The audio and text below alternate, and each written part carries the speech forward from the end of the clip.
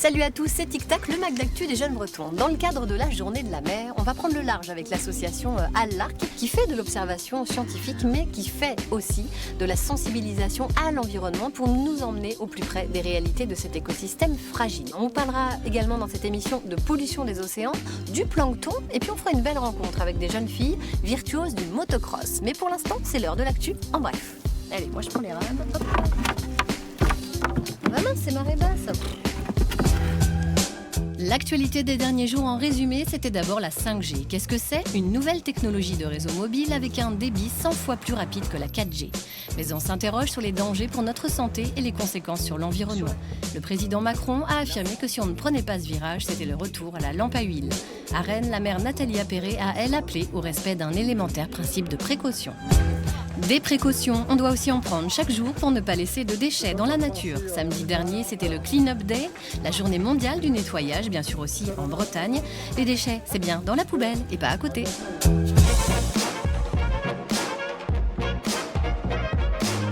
On se retrouve en mer au large de la pointe du Groin à Cancale en compagnie d'Estelle Petiot, la responsable pédagogique de l'association Al-Larc qui propose régulièrement des sorties en pleine mer pour les enfants et leurs parents, voire les scolaires. Bonjour Estelle. Bonjour. Vous constatez beaucoup de pollution. Alors bien sûr, on va trouver les macro-déchets qu'on trouve partout, que ce soit les ballons de baudruche qui vont arriver en mer ou les sacs plastiques, mais au niveau pollution chimique, on est quand même chanceux puisque grâce à cet élevage de moules et d'huîtres, il n'y a pas beaucoup de produits chimiques qui sont utilisés pour ne pas contaminer les eaux justement. Comme quoi vos actions de sensibilisation servent à quelque chose. On espère. Il n'y a aucun doute. Justement, la pollution des océans, c'est le thème du Data Prize de cette semaine. Il est raconté par Émilie. Elle a 12 ans, elle habite Bollon en Ille-et-Vilaine. Émilie, c'est à toi. Ah, la mer, moi j'adore me jeter dans les vagues, sentir mon corps flotter. Un jour, je suis tombée en nageant sur de minuscules bouts de plastique. Ça m'a mise en colère. Nous, à la maison, on fait toujours attention à bien mettre nos plastiques au recyclage. Et papa, il m'a expliqué que les océans recouvrent les 3/4 de la surface de la Terre et surtout qu'ils sont essentiels à la vie car ils produisent plus de la moitié de l'oxygène que l'on respire, abritent un grand nombre d'êtres vivants et régulent le climat. Rien que ça. Mais il y en a qui s'en fichent. Et cette pollution des océans, elle tue toute la faune et la flore marine. Un jour, j'ai vu un reportage sur une tortue marine morte parce qu'elle avait mangé un sac plastique qu'elle avait pris pour une méduse. C'est trop triste. C'est à nous les jeunes de faire en sorte que plus jamais ça n'arrive. Retour dans la baie du Mont-Saint-Michel qui a quelques petits secrets. Elle abrite 500 grands dauphins résidents, ce qui en fait la plus importante concentration d'Europe. Elle est très peu profonde, environ 25 mètres, alors que la profondeur moyenne de l'océan est de 3800 mètres. Plongeons maintenant à quelques centimètres de la surface de l'eau où se cache une vie insoupçonnée. C'est ce plancton microscopique que l'on peut découvrir en ce moment à Océanopolis qui lui consacre une exposition. Direction Brest avec Claire Louet et Stéphane Sauvillier. Et tout mouillé. La masse de phytoplancton produite chaque année représente la moitié de la masse des végétaux de notre planète. Dans une ambiance abyssale, le public plonge dans ce monde méconnu. Voici quelques espèces de la rade de Brest, des larves d'oursins ou encore un bébé crabe qui en grandissant deviendront autonomes et cesseront d'appartenir au plancton. Les spectateurs sont sous le charme de ces créatures aux formes étranges. Il y avait un plancton avec un œil, C'est tout petit, c'est petit comment ? comme ça. Si le plancton mange le microplastique, et ça va tuer le plancton. Et du coup, les baleines ne pourront plus se nourrir, les animaux qui se nourrissent de ça ne pourront plus. Le plancton, qui est un excellent indicateur de la biodiversité, est en effet menacé par la pollution.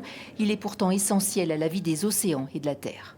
Une respiration sur deux est liée au plancton qui produit d'importantes quantités de dioxygène, mais aussi il capte beaucoup de dioxyde de carbone, donc ce qui va avoir un effet important sur le climat. Et enfin, c'est aussi la base de la chaîne alimentaire qui va donc avoir un impact important aussi pour nous, les humains. Rendre visible ce qui est invisible, fidèle à son credo, Océanopolis engagé depuis 30 ans dans la défense des océans, s'est lancé ce nouveau défi. Tout est mouvant en mer, mais sur terre également. Les championnes que vous allez rencontrer ont une passion, le motocross. Jean-Marc Seigné et Corentin Bellard les ont rencontrés, ça décoiffe. Elles sont jeunes, sportives, mais surtout déterminées, des qualités qui leur ont ouvert les portes d'une jeune écurie de motocross. La West Friends MX, c'est le nom de cette équipe des Côtes d'Armor qui a choisi de miser sur la mixité de ses pilotes afin de permettre aussi aux filles de rouler des mécaniques. Il y a un jour de course où j'ai entendu un papa qui a dit à son fils si tu doubles pas la fille à côté, t'arrêtes la moto. Et ce truc-là, ça m'a vraiment choqué. Donc du coup, j'ai l'idée de montrer que les filles elles ont autant le droit de rouler que les garçons et que parfois elles peuvent aussi être meilleures que les garçons. Âgées de 9 à 19 ans, les nouvelles recrues partagent leurs entraînements avec 3 garçons. Une complémentarité visiblement payante.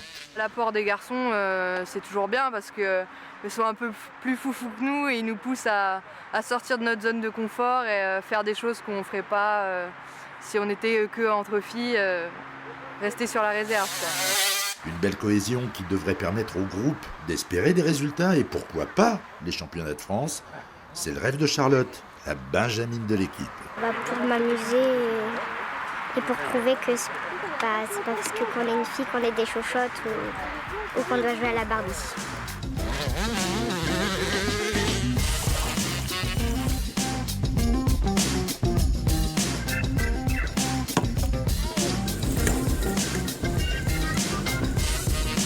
C'est déjà la fin.